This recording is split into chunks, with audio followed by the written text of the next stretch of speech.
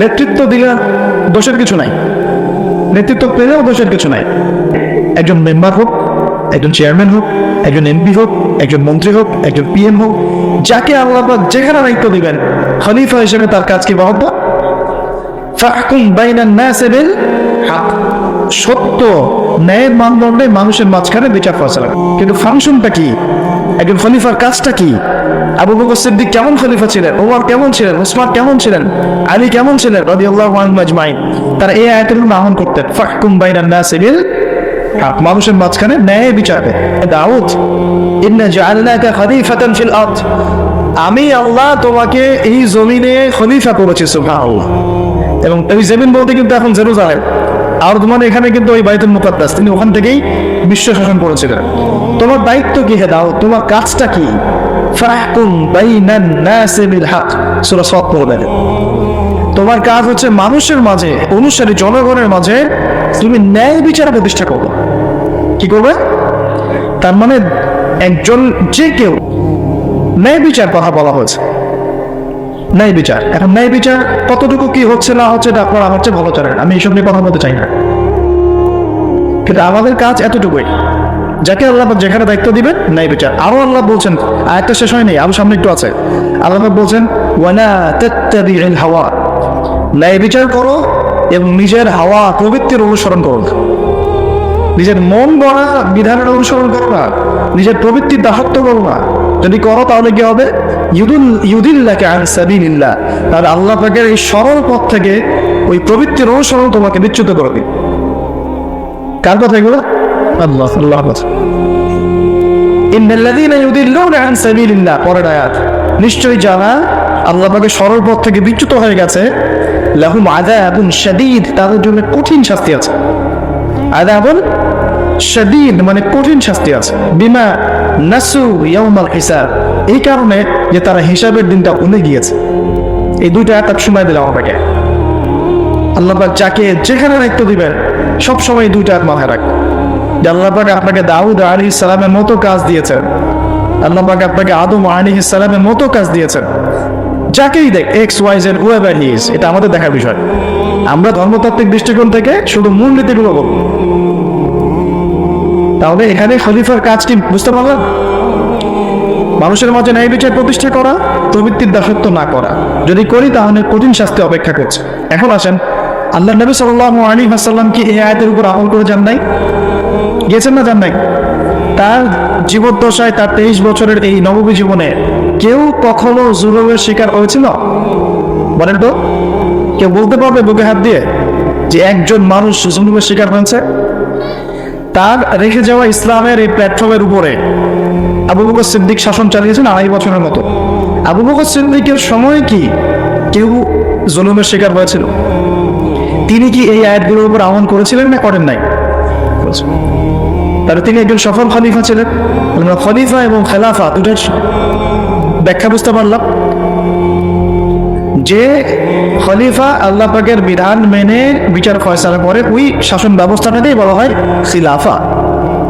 এটা নতুন কোনো মৌলবাদী শব্দ নয়, আমরা ভুল বুঝি, আমাদেরকে ভুল বোঝানো হয়। একজন খলিফা যে আল্লাহ পাকের বিধান অনুযায়ী বিচার ফয়সালা করে, তার ওই শাসন ব্যবস্থাটাকে বলা হয় খিলাফা, যেটা আসবে সামনে ঈসা আলাইহিস সালামের হাতে। এখন আপনি সর্বোচ্চ পর্যায়ে যান বিশ্বের, ইউনাইটেড নেশনস, এখানে খিলাফা কায়েম আছে? অনেস্টলি বলেন, এখানে কি আল্লাহর বিধান দিয়ে বিচার ফয়সালা করা হয়, নাকি ওদের পশ্চিমাদের মন গড়া বিধান দিয়ে করা হয়? 100-200 কেন, একদিনে যদি 1000টা বাচ্চাকেও গুম মেরে হত্যা করে দেয়, তারপরে ওরা ইসরায়েলের পাশেই থাকবে, বলবে আমরা আমাদের বন্ধুর পাশে আছি। আমাদের যদি এর পরেও চোখ না খোলে, তাহলে নিশ্চিত আমরা ইন্টারনালি ব্লাইন্ড, আধ্যাত্মিকভাবে অন্ধ হয়ে গেছে। আর যারা অন্ধ তারাই তো অন্ধ দাজ্জালের অনুসরণ করবে। আমি জানি আমাদের উপরের লেভেলে যারা আছেন তারা এগুলো সব ভালো করেই বোঝেন, কিন্তু পরিবেশ পরিস্থিতির কারণে অনেক সময় তারা সত্য কথা বা সাহস করে অনেক কিছু বলতে পারেন, কারণ তারা অবশ্যই বোঝেন, তারা মুসলিম পরিবার থেকে এসেছেন। আমাকে বলেন, তাদের যে সিস্টেম, এই সিস্টেমের মধ্যে যে অর্থ ব্যবস্থাটা আছে, এটা সুদ ভিত্তিক না সুদ বিবর্জিত? ভিত্তিক। তাহলে এটা কি আল্লাহ পাকের কোরআনের সঙ্গে গাদ্দারি হয়নি? তাহলে ওর আন্ডারে থাকলে কি আমরা সত্যিকারের খেলাফা গাইড করতে পারবো? সম্ভব না। ও যে মিডিয়াগুলো চালায়, এই মিডিয়াতে ও যা মানুষকে বোঝায় তাই। একজন মুসলমানকে যদি ও সন্ত্রাসী রূপে উপস্থাপন করে, সারা বিশ্ব বলে হ্যাঁ ও সন্ত্রাসী। একজন ব্যক্তি, আমি নাম মেনশন করছি না, গণহারে মানুষ হত্যা করেছে, তাকে শান্তিতে নোবেল পুরস্কার দেওয়া হচ্ছে। এই হলো ওদের চরিত্র। Media, political system, banking system, ওদের প্রযুক্তি, এগুলো কোনটা মুসলমানের স্বার্থে? কোনটাকে মুসলমানের স্বার্থে? সবগুলো করেছে ওদের স্বার্থে। ওখানে গিয়ে আমরা সর্বোচ্চ কি করতে পারি? আমরা হয়তো যে ফিডেল ক্যাস্ট্রোর মতো একটা ভাষণ দিতে পারবো, অথবা ওই গাদ্দাফির মতো একটা ভাষণ দিতে পারবো। যারাই সেখানে দাঁড়িয়ে লম্বা লম্বা লেকচার দিয়েছে, গরম গরম বক্তব্য দিয়েছে, ওদের সবাইকে হয় মেরে দেওয়া হয়েছে, তাহলে ক্ষমতাচ্যুত করা হয়েছে। আমাদের চোখ কবে খুলবে? এটা একটা কুফরি শক্তি। এটা এই পৃথিবীর সবচেয়ে বড় শিরক, সবচেয়ে বড় তাগুত, সবচেয়ে বড় কুফর। এর গোড়ায় গিয়ে আমাদেরকে আঘাত করতে হবে, এবং সে আঘাতটা আমরা করতে পারবো না, আমরা জানি।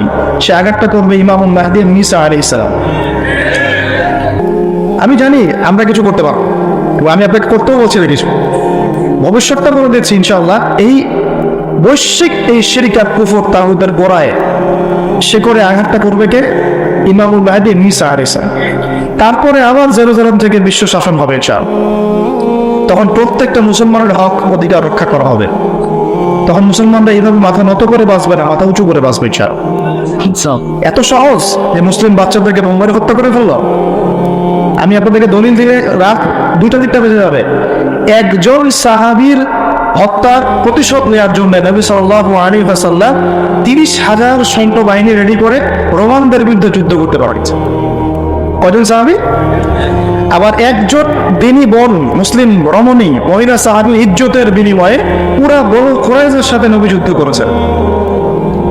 নবী একজন রাষ্ট্রদূত পাঠিয়েছিলেন, খ্রিস্টানরা ওই রাষ্ট্রদূতকে হত্যা করেছিল। ওই একজন সাহাবীকে হত্যার প্রতিশোধ নেওয়ার জন্য আল্লাহ নবী সাল্লাল্লাহু আলাইহি ওয়াসাল্লাম মুতার যুদ্ধে চলে গিয়েছে। কি মনে করেছে মুসলমানদেরকে ওরা যা ইচ্ছা তাই করবে? যখনই মুসলিমরা ইসলামের পক্ষে কথা বলার চেষ্টা করে অথবা শক্ত অবস্থান দেখানোর চেষ্টা করে, ওরা কয়েকটা অস্ত্র প্রয়োগ করে, স্যাংশন দিয়ে দিব, তারপরে কি করবো, টাকার মান কমিয়ে দিব, ভিসা বাতিল করে দিব। অনেক সমস্যা। ওদের কাছে এরকম 70 থেকে 72টা অস্ত্র থাকে, একটা একটা করে প্রয়োগ করে। স্যাংশন একটা অস্ত্র, ভিসা একটা অস্ত্র, টাকার মান ইনফ্লেশন হবে এটা একটা অস্ত্র, ঋণ দেওয়া বন্ধ করে দেবো একটা অস্ত্র, IMF এর লোন দিব না একটা অস্ত্র। এরকম অস্ত্র শেষ নাই। এগুলো আপনারা সবাই বুঝবেন না, পলিটিশিয়ানরা বুঝবেন। এই শক্তিটা, এই পুরো পশ্চিমাদের এই পুরো শক্তিটা, আমি বলছিলাম তাদের মধ্যে ভালো মানুষটা, এটা বলছি না, এটা যারা নিয়ন্ত্রণ করে তাদের নাম জায়নিস্ট। তারা কারা? এই জায়নিস্টরা কখনোই মুসলমানদের সাথে কাজ করবে না। কোশ্চিন কালেও তারা এই মুসলিম বাচ্চাদের রক্তের বদলা নেবে না। কোশ্চিন কালেও তারা আমাদের এই ভাই বোনদের জীবনের মূল্য দিতে পারবে না। তারা আমাদের পক্ষে অবস্থান নিবে না। হাজার হাজার মুসলিমকে মেরে ফেলার পরেও তারা ওদেরই পক্ষে অবস্থান নিবে। এমনকি যে এগুলো নিয়ে কথা পর্যন্ত বলবে তাকে গুপ্ত হত্যা করে হত্যা করতে পারে। দ্য সিক্রেটস অফ জায়নিজম বইটা পড়ে দেখেন, হেনরি ফোর্ডের লেখা। উনি নিজেও ওদের একজন ছিলেন, বের হয়ে এসেছেন, পরে সৎপথে এসে বইটা লিখেছেন। বইটা পড়ে দেখেন, পড়াশোনা করেন। আমাদেরকে চোখের খবর আগে চলতে হবে।